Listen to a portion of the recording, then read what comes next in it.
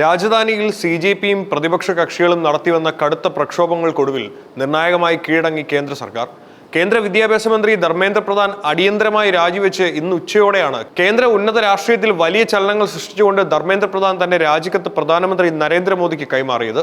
പ്രക്ഷോഭകരുടെയും പ്രതിപക്ഷത്തിന്റെയും പ്രധാന ആവശ്യങ്ങളിലൊന്നായിരുന്നു വിദ്യാഭ്യാസ മന്ത്രിയുടെ രാജി.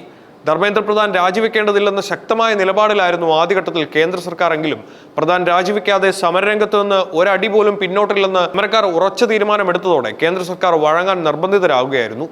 ദേശീയ തലസ്ഥാനമായ ന്യൂഡൽഹിയിൽ രാജ്യത്തെ മുൻനിര പ്രതിപക്ഷ കക്ഷികളും CJPയും ചേർന്ന് നടപ്പിലാക്കിക്കൊണ്ടിരുന്ന അതിശക്തമായ പ്രക്ഷോഭങ്ങൾക്കൊടുവിൽ വഴങ്ങേണ്ടി വന്നിരിക്കുകയാണ് കേന്ദ്ര ഭരണകൂടം.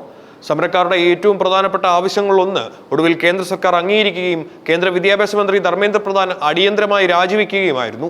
ഇന്ന് ഉച്ചയോടെയാണ് കേന്ദ്ര ഉന്നത രാഷ്ട്രീയത്തിൽ വലിയ ചലനങ്ങൾ സൃഷ്ടിച്ചുകൊണ്ട് ധർമ്മേന്ദ്ര പ്രധാൻ തന്റെ രാജി പ്രഖ്യാപിച്ചത്. രാജ്യ വ്യാപകമായി CJPയും പ്രതിപക്ഷ പാർട്ടികളും പ്രക്ഷോഭം അതിശക്തമാക്കിയ പശ്ചാത്തലത്തിലാണ് ഈ നിർണായക രാജി പ്രഖ്യാപനം ഉണ്ടാകുന്നത്. സമരക്കാരുടെ മുഖ്യ ആവശ്യങ്ങളിൽ ഒന്നായിരുന്നു വിദ്യാഭ്യാസ മന്ത്രിയുടെ രാജി. തുടക്കം മുതൽ തന്നെ ഉയർന്നു കേട്ടിരുന്ന ഈ രാജിയാണ് ഒടുവിൽ നടന്നിരിക്കുന്നത്.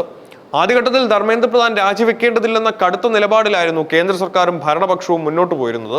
എന്നാൽ കേന്ദ്രമന്ത്രിയുടെ രാജി അല്ലാതെ സമരരംഗത്ത് നിന്ന് ഒരടി പോലും പിന്നോട്ടില്ലെന്ന് പ്രക്ഷോഭകരും പ്രതിപക്ഷവും ഉറച്ച തീരുമാനമെടുത്തതോടെ കേന്ദ്ര സർക്കാരിന് മേൽ കനത്ത സമ്മർദ്ദമാണ് രൂപപ്പെട്ടത്.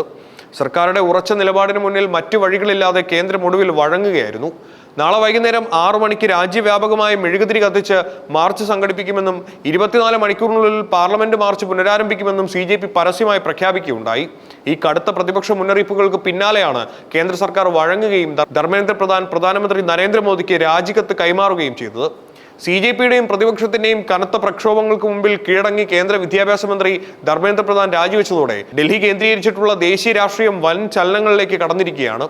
വരും മണിക്കൂറുകളിൽ ഭരണ പ്രതിപക്ഷ കക്ഷികളുടെ അടുത്ത നീക്കങ്ങൾ എന്തൊക്കെയായിരിക്കുമെന്ന് രാജ്യം ഏറെ ആകാംക്ഷയോടെയാണ് ഉറ്റുനോക്കുന്നത്.